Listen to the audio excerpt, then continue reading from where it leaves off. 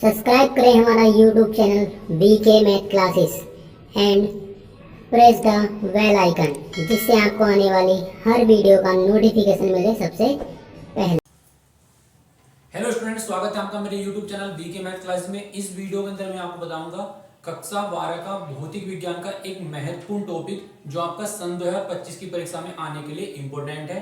और ये आपका जो टॉपिक है वो आपका कूलाम का नियम। और कूलाम का नियम जो आपका हर बार एग्जाम में पूछा जाता है, 3 से 4 नंबर का ये क्वेश्चन एग्जाम में प्रूव करने के लिए आता है।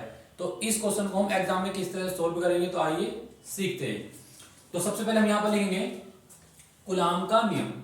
तो कूलाम के नियम की परिभाषा ये है कि इस नियम के अनुसार, अब देखो यहाँ पर आप एक डायग्राम बना हुआ है, इस डायग्राम के अंदर क्या है, Q1 और Q2 दो आवेश है। तो सबसे पहले हम क्या करते हैं, आवेश के बारे में सीख लेते हैं कि आवेश होता क्या है और आवेश किस तरह से काम करता है। तो आवेश का मतलब ये है, कोई ऑब्जेक्ट है, जैसे मान लो मार्कर है, इस मार्कर को मैं क्या करूं, किसी चीज से रगड़ देता हूं।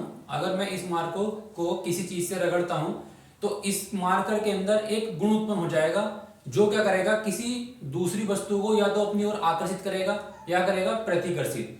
अगर इस पर आता है प्लस, जो प्लस प्लस आवेश होते हैं वो एक दूसरे को आकर्षित नहीं करते, वो हमेशा क्या करते हैं, प्रतिकर्षित करते हैं। और जो माइनस माइनस आवेश होते हैं वो भी एक दूसरे को आकर्षित नहीं करते। जब भी आकर्षित करते हैं तो वो प्लस और माइनस करते हैं। प्लस और माइनस जो आवेश होते हैं वो एक दूसरे को हमेशा अपनी ओर आकर्षित करते हैं, इसलिए हम इन्हें बोलते हैं विजातीय आवेश। और जो एक जैसे आवेश होते हैं इन्हें बोलते हैं सजातीय आवेश, क्योंकि सजातीय आवेश कभी भी एक दूसरे को अपनी ओर आकर्षित नहीं करते। तो ये तो हो गया आवेश की बारे की। आवेश क्या होता है कि किसी पदार्थ का ऐसा गुण जो किसी दूसरे पदार्थ को अपनी ओर क्या करेगा, आकर्षित या प्रतिकर्षित करेगा, उसे हम बोलते हैं आवेश। और आवेश दो प्रकार के होते हैं, एक तो पॉजिटिव और एक निगेटिव। अब यहाँ पर हमने एक डायग्राम बना रखा है, इसके अंदर आपका क्या है, Q1 और Q2 दोनों क्या आपके धन आवेश है। अगर दोनों धन आवेश हैं और इनके जो बीच की दूरी है क्या मानी हमने, R मानी है। अगर ये दोनों पॉजिटिव आवेश हैं तो इनके बीच बल जो लगेगा वो आकर्षण लगेगा या प्रतिकर्षण। तो इनके बीच जो बल कार्य करेगा वो करेगा प्रतिकर्षण बल, क्योंकि दोनों क्या है, प्लस प्लस है। अगर दोनों माइनस माइनस होंगे तो भी प्रतिकर्षण बल लगेगा, कि हम प्रतिकर्षण बल निकालेंगे कि मध्य है। अगर यहाँ पर एक आवेश प्लस हो और एक माइनस हो तो इनमें लगेगा आकर्षण बल, क्योंकि मैंने आपको भी बताया तो आकर्षण बल जो होता है, जो प्लस माइनस होते हैं वो अपनी ओर एक दूसरे को आकर्षित करते हैं। तो ये तो होगी इसके बाद। अब हम देखते हैं कि कूलाम का नियम क्या है। तो कूलाम के नियम की जो परिभाषा है बहुत ही सिंपल है और एग्जाम में आने के लिए बहुत ज्यादा इंपॉर्टेंट है। तो यहाँ पर हम लिखते हैं कि इस नियम के अनुसार किन्हीं दो आवेशों, ये आपके दो आवेश हैं, किन्हीं दो स्थिर आवेशों के मध्य जो बल लगेगा, इनके बीच जो बल कार्य करता है वो क्या करता है, इन दोनों आवेशों, ये जो आपके आवेश है इनके गुणनफल के होता है अनुक्रमानुपाती, और इनकी जो बीच की दूरी है इसके वर्ग के होता है व्युत्क्रमानुपाती। तो ये इसकी परिभाषा यहाँ पर लिखी हुई है कि आवेशों के गुणनफल के, यहाँ पर लिखा हुआ गुणनफल के होता है अनुक्रमानुपाती, और जो बीच की दूरी होती है उसके वर्ग के होता है व्युत्क्रमानुपाती। अब इसके बाद हम इसे प्रूफ करेंगे। तो यहाँ पर हम लिखा है कि माना Q1 और Q2 दो बिंदु आवेश एक दूसरे से क्या है, R मीटर की दूरी पर स्थित हैं। तब हम क्या करेंगे, अब यहां पर हम लगाते हैं कूलाम का नियम। तब कूलाम के नियम से, तो कूलाम का नियम क्या है, कूलाम का नियम कहता है कि जो बल है आकर्षण या प्रतिकर्षण बल, अब यहां पर हम जानते हैं यहां पर क्या है, प्रतिकर्षण बल है, क्योंकि दोनों क्या है, पॉजिटिव आवेश है। तो प्रतिकर्षण बल जो होगा इन दोनों आवेशों के क्या है, गुणनफल, गुणनफल के क्या है, अनुक्रमानुपाती, इसको मान लेते हैं समीकरण नंबर 1। और जो बीच की दूरी है इसके वर्ग के क्या है, व्युत्क्रमानुपाती। अगर व्युत्क्रमानुपाती में हम कोई संख्या लिखते हैं तो वो संख्या हमें लिखनी पड़ती है बटे में, और अनुक्रमानुपाती तो बिल्कुल उसके सामने लिख देते हैं। इसे मान लेंगे हम समीकरण नंबर 2। अब यहां पर हम लिखेंगे समीकरण 1 व 2 से जब दोनों को मिला के लिखेंगे तो हो जाएगा आपका F बराबर, F अनुक्रमानुपाती का निशान लगा लेंगे। अब ये तो लिखा जाएगा ऊपर Q1 Q2 और बटे में आ जाएगा आपका R², तो ये हो जाएगा आपका F बराबर लगा लेंगे। और जब भी हम अनुक्रमानुपाती का निशान हटाते हैं तो वहां पर हम कोई नियतांक मान लेते हैं, तो हमने यहां माना है Q मतलब K, तो Q1 Q2 बटे R²। और इसके बाद हम यहां पर लिख देंगे कि जहां K एक अनुक्रमानुपाती नियतांक है। अनुक्रमानुपाती नियतांक है जिसका मान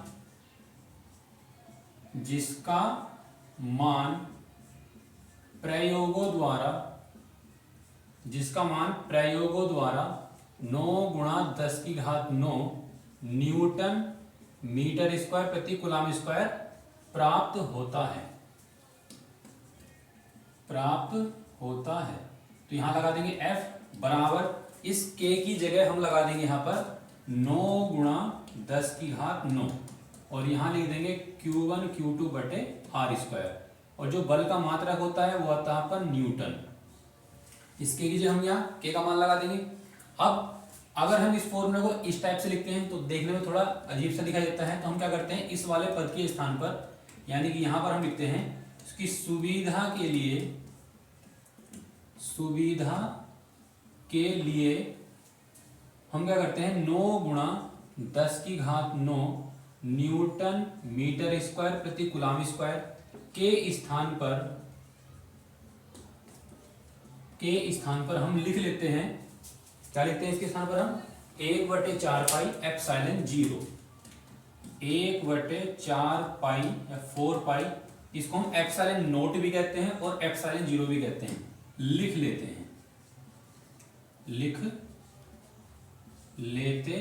हैं।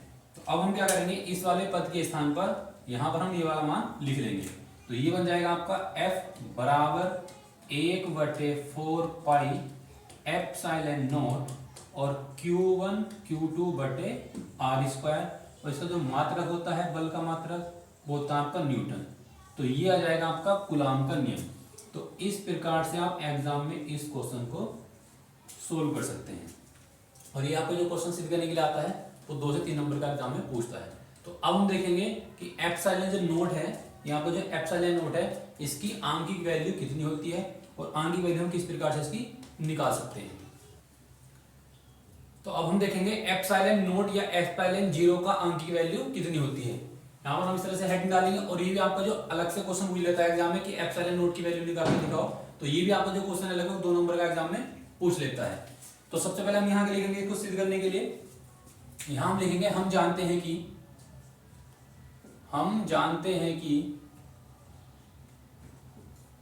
1/4 पाई एप्सिलॉन नोट, इसकी जो वैल्यू हमने अभी लगाई थी कूलम के नियम में, वो क्या थी आपकी 9 गुणा 10 की घात 9 न्यूटन मीटर स्क्वायर प्रति कूलम स्क्वायर, ये इसकी क्या होती है वैल्यू होती है।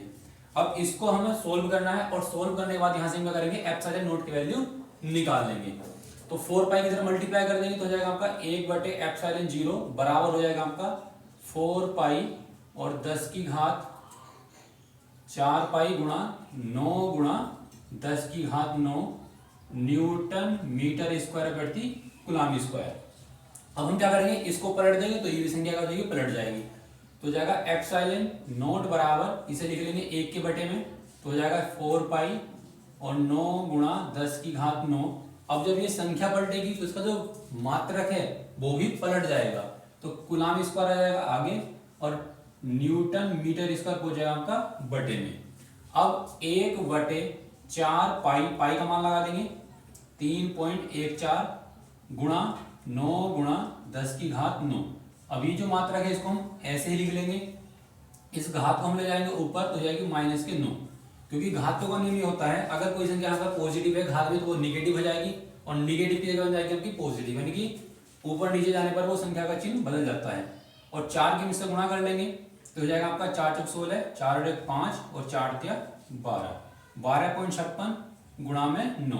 अब हम क्या करेंगे, इस 9 किससे गुणा करेंगे तो 10 की घात 9 को ऐसे लिख लेंगे। अब 9 की इसमें गुणा करेंगे तो कितना आएगा आपका है 9 छंग 54, 5 9 5 45 5 50 और 9 दिन 18 5 23 और 9 गिना 9 2 11, पॉइंट लगा देंगे आपका 2 अंक के बाद। तो ये आ जाएगा इसका गुणा करने पर 113.04, और इसका जो मात्रा है वो आपका यही है। अब हमें क्या करना है 113.04 से भाग करनी है 1 को, क्योंकि नियम क्या कहता है कि जो नीचे से वाली संख्या होती है उससे हम डिवाइड करते हैं ऊपर वाली को।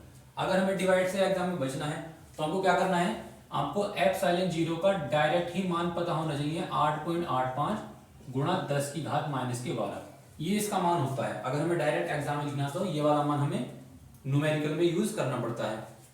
अब हम क्या करेंगे, अब जब हम इस वाले पद से एक को डिवाइड करेंगे तो डिवाइड करने पर आपका आएगा 0.00885 और गुणा 10 की घात माइनस के 9 पहले से ही है।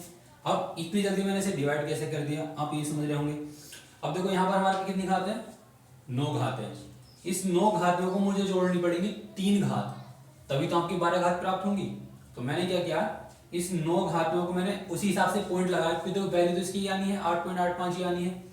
तो इस माइनस के 9 में मैंने क्या किया कि माइनस के 3 जोड़ दिया, तो कितना आएगा आपका माइनस के 12। तो मैंने जो भाग करी वो पॉइंट मैंने इसी हिसाब से लगाया है कि इसको अगर मैं हल करूंगा तो मुझे 3 घात माइनस की प्राप्त हो जाएंगी। तो इसको अब हमें लिख लेंगे इस तरह से, एप्सिलॉन नोट बराबर पॉइंट हम लगाएंगे, इधर को चलेंगे 3 कदम, तो 8.85। अब हम जितने कदम इधर से इधर को चलेंगे आगे से पीछे की ओर, उतनी ही घात आती है माइनस की। ये इसका नियम है, सार्थक नियम का हमने पढ़ा होगा कक्षा 9th वगैरह में। अगर हम पॉइंट आगे से पीछे की तरफ लगाते हैं तो घात माइनस की आती है जितने भी कदम चलेंगे। अगर हम पॉइंट राइट से लेफ्ट की ओर चलेंगे तो घात आपकी पॉजिटिव आती है। अब -3 घात ये है और -9 घात ये है, तो जुड़ के हो जाएंगी आपकी 12 घात। 8.85 गुणा 10 की घात माइनस के 12 कूलम्ब स्क्वायर प्रति न्यूटन मीटर स्क्वायर। तो ये होती है आपकी एप्सिलॉन 0 की वैल्यू। अब हम एप्सिलॉन 0 को हिंदी में क्या बोलते हैं, क्योंकि एप्सिलॉन 0 आपका क्या है, इंग्लिश भाषा का शब्द है, तो हम इसे हिंदी में क्या कहते हैं। और कभी कभी एप्सिलॉन 0 का मात्रक भी पूछ लेता है, तो इसका जो मात्रक है वो आपका क्या है, कूलम्ब स्क्वायर प्रति न्यूटन मीटर स्क्वायर है। लेकिन इसको हम क्या बोलते हैं, इसको हम बोलते हैं निर्वात की विद्युतशीलता बोलते हैं। क्या बोलते हैं, निर्वात की विद्युतशीलता। अगर एग्जाम में क्वेश्चन बनता है 2022 की परीक्षा में, पहला ही जो ऑब्जेक्टिव था वो यहीं से लिया गया था कि निर्वात की विद्युतशीलता का मात्रक क्या होता है। तो निर्वात की जो विद्युतशीलता है इसका जो मात्रक है वो यहाँ पर कूलम्ब स्क्वायर प्रति न्यूटन मीटर स्क्वायर, या एप्सिलॉन नोट का आंकिक मान मुझे लगता है तो 8.85 गुणा 10 की घात माइनस के 12, और इसको हम बोलते हैं निर्वात की विद्युतशीलता। एक होता है निर्वात की चुंबकशीलता, तो जो चुंबकशीलता होती है वो उसको हम लिखते हैं μ0 से, उसे हम क्या लिखते हैं, μ0 से लिखते हैं। लेकिन अगर विद्युतशीलता है तो उसको हम लिखेंगे एप्सिलॉन नोट या एप्सिलॉन 0 से। तो इस प्रकार से आप एग्जाम में कूलम्ब का नियम और एप्सिलॉन 0 का आंकिक मान निकाल सकते हैं। तो आई होप कि आपको ये क्वेश्चन काफी अच्छी तरह समझ में आया होगा। अगर आपको वीडियो अच्छी लगी तो वीडियो को लाइक करें, शेयर करें और मेरे चैनल को सब्सक्राइब करें।